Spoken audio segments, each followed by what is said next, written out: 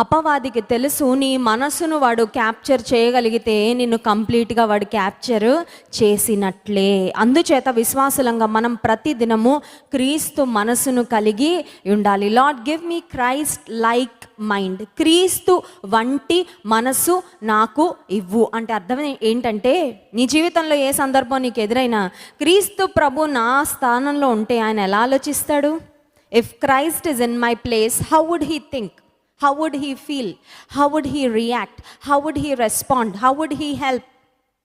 ఒకవేళ యేసు ప్రభువే నా స్థానంలో ఉంటే, ఆయనకే గనక ఇలాంటి స్వరం వినబడుతుంటే, ఆయనకే గనక స్నేహితులు వచ్చి ఇలాంటి సలహాలు ఇస్తూ ఉంటే, ఆయనకే గనక ఎవరైనా నెగిటివ్ సీడ్స్ ఆయన మైండ్లో వేస్తుంటే ఆయన ఎలా ప్రవర్తిస్తాడు?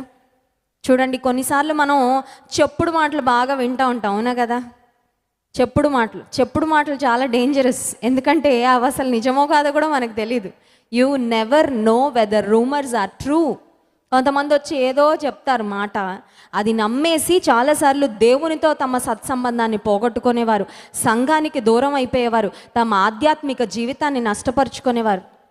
ఒక తమ్ముడు ఈ మధ్యకాలంలో వచ్చి తను చెప్తూ ఉన్నాడు, ఒక మంచి జాబ్ నేను చేస్తున్నాను ఒక మంచి కంపెనీలో, కానీ ఎవరో నా బాస్ మీద నాకు ఏదో వచ్చి చెప్పుడు మాటలు ఏవో చెప్పారు.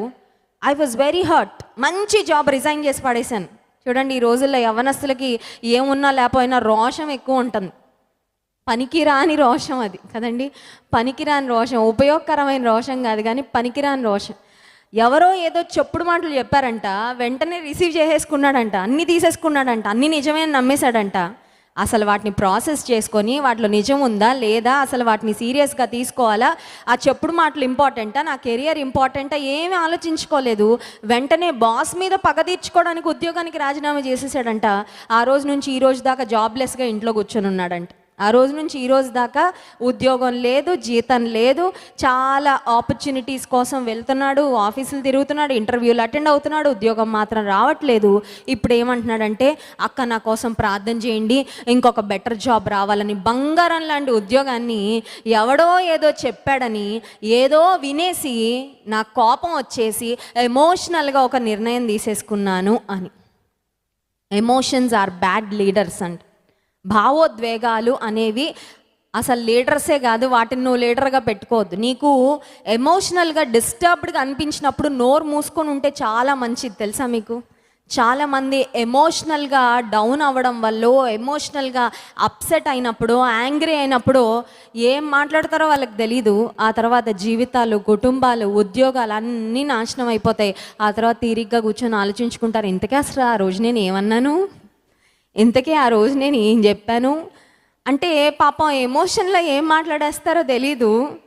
ఆ టైంలో సాబర్ మైండెడ్నెస్ ఉండదు, ఆశ నిగ్రహం ఉండదు, మాటల మీద నిగ్రహం ఉండదు, భావోద్వేగాల మీద నిగ్రహం ఉండదు, ఏం మాట్లాడతారో తెలీదు, చేతిలో ఏముంటే విసరగొడతారో తెలీదు. పాస్టర్ గారు చెప్తూ ఉంటారు కదా, ఒక వ్యక్తి అంట భార్య మీద కోపం వచ్చి డబుల్ కాట్ మంచాన్ని కాల్చేశాడంట.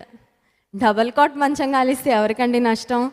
భార్య కింద పడుకుంటుంది రోజు, మంచిగా ఎందులే నువ్వు కింద పడుకుంటున్నావు అనుకున్నాడు, ఇతను కూడా కిందే పడుకుంటున్నాడు. మరి అప్పటి నుంచి చక్కగా భార్యాభర్తలో చాపేసుకొని మంచిగా నేల మీద పడుకుంటున్నారంట.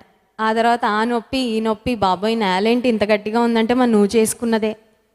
చాలామంది ఎమోషనల్గా రాంగ్ డెసిషన్స్ తీసుకొని క్రీస్తు వంటి మనసు లేకపోవడం వలన, సహించే మనసు లేకపోవడం వలన, నిదానించే మనసు లేకపోవడం వలన, ఓర్చుకునే మనసు లేకపోవడం వలన చాలాసార్లు ఎన్ని నష్టాలను కొని తెచ్చుకుంటున్నారు. యెషయా గ్రంథం 53వ అధ్యాయము 7వ వచనంలో యేసుక్రీస్తు ప్రభువారు పొందబోయే సిలువ శ్రమలను గురించి ముందుగానే యెషయా అనే ప్రవక్త ప్రవచన రూపంగా చాలా మాటలు రాశారు. అందులో యేసుక్రీస్తు ప్రభువారి యొక్క మనసును గురించి చాలా స్పష్టంగా మనం చూస్తాం. చూడండి, Isaiah chapter 53, let's read verse 7. అతడు దౌర్జన్యము నొందెను, బాధింపబడినను అతడు నోరు తెరువలేదు. వదకు తేబడు గొర్రెపిల్లయు, బొచ్చు కత్తిరించు వాని ఎదుట గొర్రెయు మౌనముగా ఉండునట్లు అతడు నోరు తెరవలేదు. ఇక్కడ నోరు తెరవలేదు అనే మాట ఎన్నిసార్లు చూసామండి? ఎన్నిసార్లు ఉంది? 2 సార్లు, 2 times. నోరు తెరవలేదు. ఎప్పుడు నోరు తెరవలేదు? అన్యాయం చేసి నోరు తెరవలేదా? కాదు. చూడండి, అన్యాయం చేసిన తర్వాత దొంగలు, దోపిడీదారులు, ముద్దాయిలు కోర్టులో నిలబడినప్పుడు నోరు తెరవరు. ఎందుకంటే వాళ్ళు they don't deserve, they can't open there mouth. నోరు తెరిచే అర్హత వాళ్ళు పోగొట్టుకున్నారు వాళ్ళు చేసిన పనులను బట్టి. యేసుక్రీస్తు ప్రభువు మీద తన చుట్టూ ఉన్నవారు దౌర్జన్యం చేస్తున్నారంట. చూడండి, కొన్నిసార్లు మనం సఫర్ అవుతున్నప్పుడు మన పేషెన్స్ లెవెల్ జీరోకి వెళ్ళిపోతూ ఉంటుంది. ఎప్పుడైనా అబ్జర్వ్ చేశారా? వెన్ వీఆర్ సఫరింగ్, అది ఒకవేళ హెల్త్ బాగాకపోయినా ఏదన్నా బాధలో ఉన్నా మనకి ఓర్పు తగ్గిపోద్ది. అవునా కదా? అవునా కదా? ఎప్పుడైనా ఎక్స్పీరియన్స్ అయిందండి? మనకే జ్వరం వచ్చిందనుకోండి, పిల్లలు గట్టిగట్టిగా కేకలేస్తుంటే నాన్న బుజ్జి అరవద్దు అని చెప్పే ఓపిక ఉండదు. ఒక్క కేకేస్తాం, ఏమని తెలుసా, నాకు ఇక్కడ బాగాలేదని తెలుసు కదా, నాకు కొంచెం ప్రశాంతంగా ఉండాలి, మీరు అర్జెంటుగా బయటికి వెళ్ళండి అని కొంచెం పేషెన్స్ ఉండదు, ఓర్పు ఉండదు. యేసుక్రీస్తు ప్రభు దౌర్జన్యము నొందుతూ బాధింపబడుతూ ఉంటే హీ వాజ్ సఫరింగ్. యేసుక్రీస్తు ప్రభు ఏదో మ్యాజిక్ చేయలేదండి శిలువ మీద. His hands and his feet bleeded. ఆయన చేతుల్లో నుండి కాళ్ళ నుండి గాయాల నుండి రక్తము స్రవించిందంట. యేసుక్రీస్తు ప్రభు చేతులలో కాళ్ళలో మేకులు దిగగొట్టి, మనం ప్యాషన్ ఆఫ్ ద క్రైస్ట్ కానీ ఒకప్పుడు కరుణామయుడు మూవీ ఇవన్నీ చూస్తే ఆ మేకు ఈ లోపల నుంచి వెనక్కి వచ్చిందండి. అదేదో పైన కొట్టిన మేకు కాదు. చూడండి, మనకి పైన ఏదైనా చిన్న ముళ్ళేమన్నా గుచ్చుకుంటేనే తల్లడిల్లిపోతాం, అల్లాడిపోతాం, ఓర్చుకోలేం.